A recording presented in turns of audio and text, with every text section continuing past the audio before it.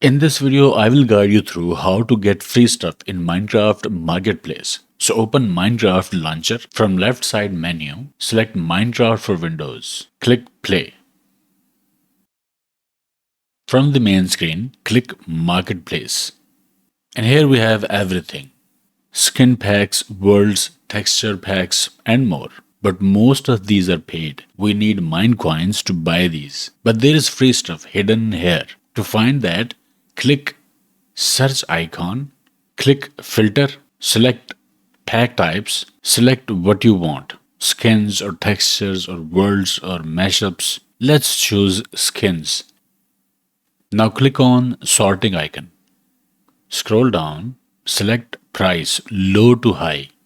And here are absolutely free skin packs. You see this one I own, this one as well. And there are many more, all free. Select a skin pack and click free button. You can equip the skin by clicking equip button.